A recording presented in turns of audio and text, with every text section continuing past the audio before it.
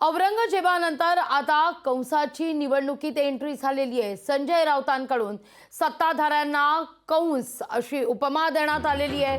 केजरीवालांच्या अटकेनंतर बोलताना सत्ताधाऱ्यांवर हल्लाबोल करतायत खासदार संजय राऊत।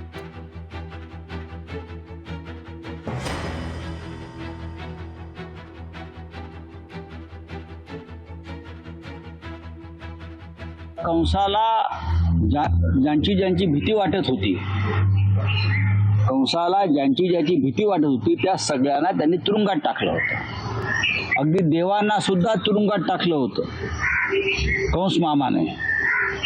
शेवटी त्याच तुरुंगात श्रीकृष्णाचा जन्म झाला आणि त्या श्रीकृष्णाने कंसाचा वध केला। या देशामधली परिस्थिती नेमकी त्याच पद्धतीची आहे। आमच्या कंस मामाला भीती वाटते सगळ्यांची आणि ज्याची भीती वाटते त्या सगळ्यांना तो तुरुंगात टाकतो। औरंगजेब सुद्धा हेच करत होता। औरंगजेबाची सुद्धा हीच खाखा वृत्ती होती। कोणी विरोधक राहू नये यासाठी औरंगजेबाची महाराष्ट्रावरची चाल होती। सगळ्यांनी आपल्या पक्षात यावं, दुसरं कोणी समोर राहू नये ही औरंगजेबाची वृत्ती होती। ही वृत्ती आहे आणि या वृत्तीच्या संदर्भात आम्ही चर्चा केली। मोदींनी थोडंसं त्यांचं हे मगरीचे अश्रू ढाळणं बंद करावं। आता ते देशाचे पंतप्रधान आहेत काही काळासाठी, निदान या काळात तरी त्यांनी प्रधानमंत्री पदाची गरिमा प्रतिष्ठा सांभाळावी।